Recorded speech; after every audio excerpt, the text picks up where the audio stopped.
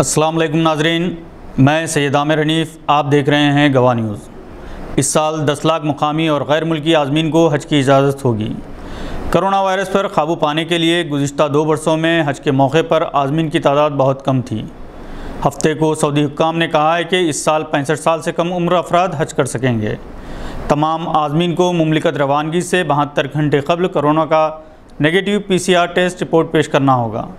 आज़मीन के पास सऊदी वज़ारत सेहत से मंजूर शुदा वैक्सीन सर्टिफिकेट होनी चाहिए। वज़ारत ने कहा है कि इस फैसले के तहत आज़मीन की बड़ी तादाद को हज की इजाज़त देने की कोशिश की गई है। आज़मीन की तादाद में इजाफ़ा ममालिक के लिए मुख्तस कोटे के मुताबिक होगा, जबकि इसके साथ कोरोना से बचाव की तदाबीर को भी मद्देनज़र रखा जाएगा। सरकारी आदाद व शुमार के मुताबिक गुज़िश्ता बरस 58,745 अफराद ने फ़रीज़ा हज अदा किया था। कोरोना की वबा से क़ब्ल हजाज की तादाद 20 लाख से तजाविज़ कर जाती थी।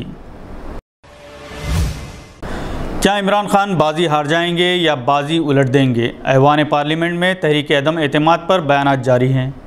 अपोजिशन के पास 199 अरकान हैं और इमरान खान के पास 142 अरकान रह गए हैं। इमरान खान नेशनल असम्बली में 3 बजे तक भी नहीं गए थे। वो बनी गाला में अपनी एक आला सतही इजलास की सदारत कर रहे थे, जिसमें माहिरीन क़ानून की टीम मौजूद थी।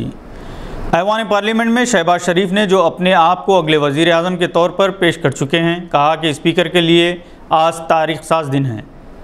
वो सुप्रीम कोर्ट की हिदायत के मुताबिक आज की तारीख़ में तहरीक अदम एतमाद पर वोटिंग मुकम्मल कर लें।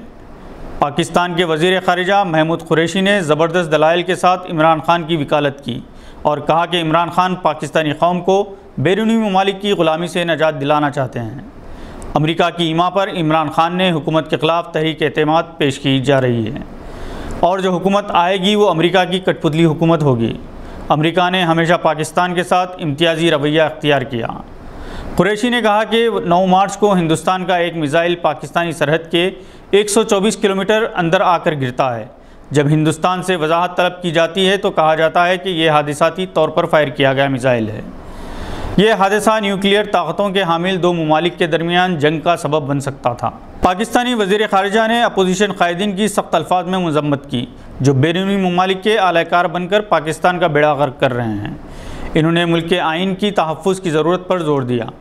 इन्होंने कहा कि सुप्रीम कोर्ट के फ़ैसले पर वज़ीर आज़म ने मायूसी का इजहार किया है, जिससे अंदाज़ा लगाया जा सकता है कि हालात किस मोड़ पर हैं। यहाँ ये बात काबिल ज़िक्र है कि सोशल मीडिया पर नवाज़ शरीफ, शहबाज शरीफ, बिलावल और जरदारी की ज़बरदस्त मज़म्मत हो रही है।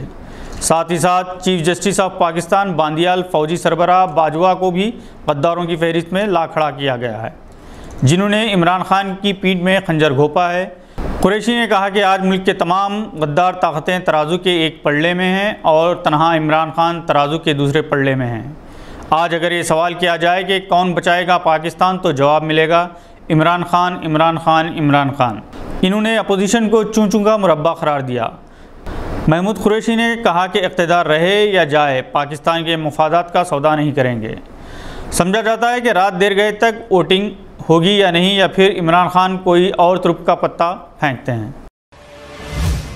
उत्तर प्रदेश में योगी आदित्यनाथ हुकूमत की मुस्लिम दुश्मनी और इंतकामी कार्रवाई का आगाज़ हो गया है।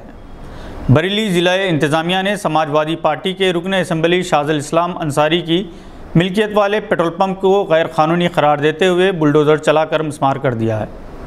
ज़िला इंतज़ामिया की जानिब से ये कार्रवाई इस वक्त अंजाम दी गई जब रुकन असम्बली शाज़ुल इस्लाम ने 2 दिन कबल ही चीफ मिनिस्टर योगी आदित्यनाथ के ख़िलाफ़ मुबैना धमकी आमेज़ बयान दिया था।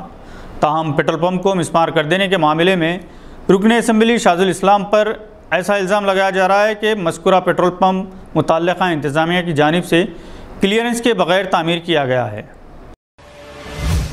तेलंगाना वक्फ बोर्ड के तकरीबन 300 मुलाजमीन को मार्च की तनख्वाह अदा नहीं की गई। रमज़ान के पेश नज़र स्टाफ में बेचैनी पाई जा रही है। एक इत्तला के मुताबिक वज़ीर दाखिला महमूद अली से तवज्जो देने की अपील की गई है। आज के बुलेटिन में बस इतना ही। उम्मीद है कि आपने हमारे चैनल को सब्सक्राइब कर लिया होगा। बेल आइकॉन दबाना ना भूलें। खुदा हाफिज़।